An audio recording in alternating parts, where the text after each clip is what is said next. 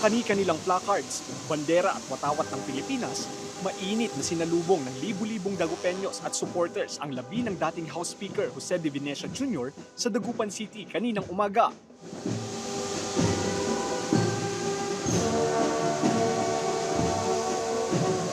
Sa isinagawang memorial program, sinariwa ng mga matatalik na kaibigan at kasamahan sa serbisyo publiko ang magagandang alaala kasama ang dating mambabatas.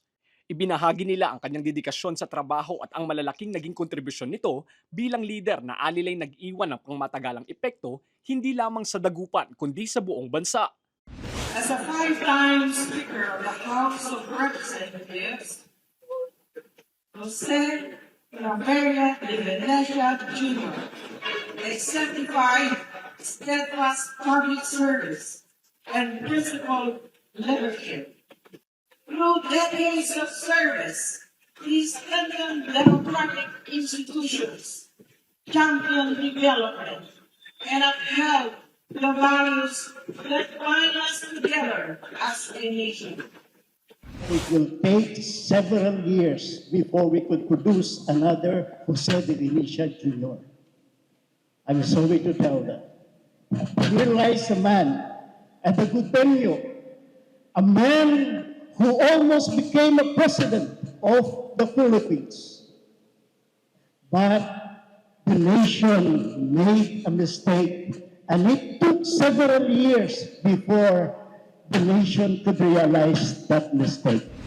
Your loss is our loss, for he belonged not only to your family, but the whole of the Dagupan. He was our hero.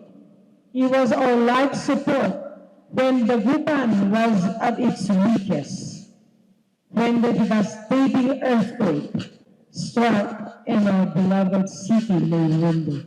He saw the future. He saw the Dagupan rising again. He did not turn his back on us. He did not forget us.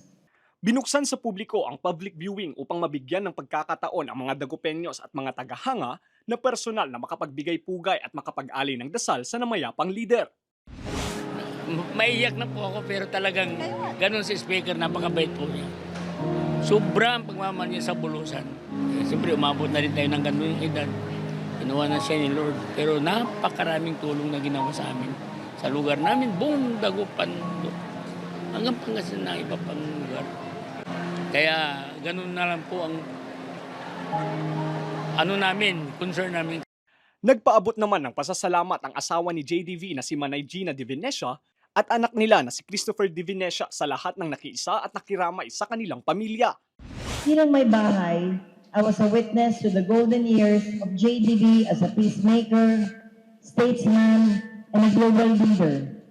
Kanina po, nakita ko ang appreciation ninyo sa inyong Tatay Joe. Naisip kong sila, kayo, ang mga batang pinalaki ni JDB, yung mga batang 80s at 90s na mga youth professionals at mga public servants na rin ngayon. And it dawned on me that while JDB is now gone, his legacy lives on through each and every one of you. And maraming pong salamat. I thank you very much from the bottom of my heart. Dahil sa inyo, humaba ang buhay ng asawa ko. Kayo ang kanyang inspirasyon. Mahal na mahal niya kayo. And farewell, my beloved husband, JDB, till we meet again. We've lost a father,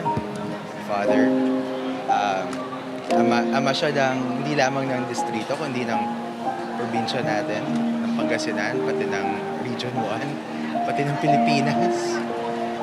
Although global Filipino rin siya, so siguro the world lost a global statesman in JDV.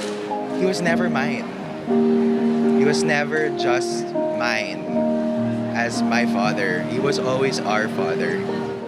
And I'm very proud na dun sa mga legacy na ibahagi niya sa ating bansa.